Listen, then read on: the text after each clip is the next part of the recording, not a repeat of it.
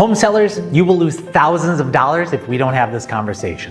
Before I ever put a sign in the yard, before photos, before showings, I sit every seller down and we have the same conversation. Not the fun one, the honest one. Selling your home goes smoother when you know what's coming instead of what TV makes it look like.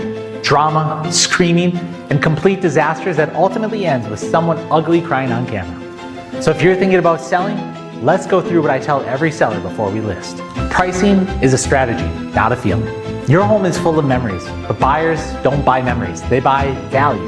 They look at your home next to others online and they nitpick everything. Your design choices, your furniture layout, heck, even how your home looks on Google Street View as you awkwardly stood outside to wave hello to the camera driving by. I mean everything. Buyers will look at all of this with a fine-tooth comb and only see one thing.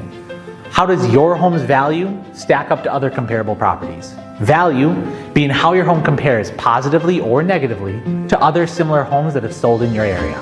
Buyers will make purchase decisions based on perceived value to these comparable homes, not the emotional value you've accumulated through years of birthdays, holiday parties, and life's moments that have all taken place underneath your roof. And at the end of it all, buyers will see this perceived value and remember one thing: the price. Did it seem like a good value compared to other homes, or do they think it's priced too high with what's being offered?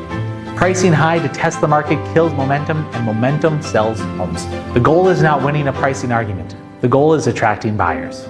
Preparation matters more than you think. You don't need a full remodel. You need to capture attention.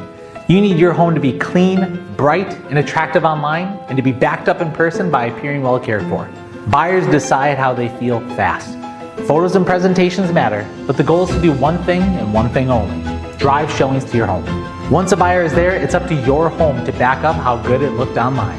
First impressions matter, and since we only get to make a first impression once, we gotta make it count. We want buyers to step in, look at your clean, bright, and attractive home and say, wow, this place looks even better in person. And don't skimp on the small details either. Buyers remember how they feel in your home just as much as they remember what it looks like. Soft music, appealing and not overpowering scents, and cleanliness will go a long way in helping your home stand out to interested buyers. It may take a fair amount of work up front, but will pay dividends over time. Remember, prepared homes sell for top dollar, faster, and with less stress. Showings and inspections feel personal. Every home has inspection items, and the moment a seller hears home inspection, they immediately assume the worst.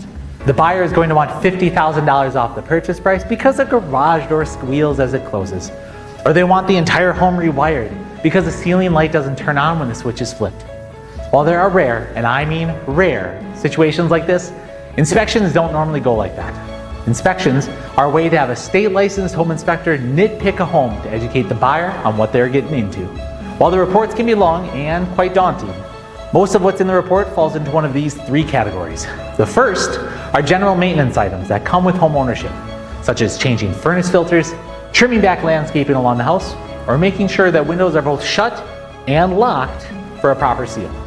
The second are your to-do list items. We're talking things you said you were going to get to when you had the time, money, or sanity to address, such as securing loose handrails on staircases, that small leak at the kitchen faucet, or adjusting the garage door so that it closes smoothly.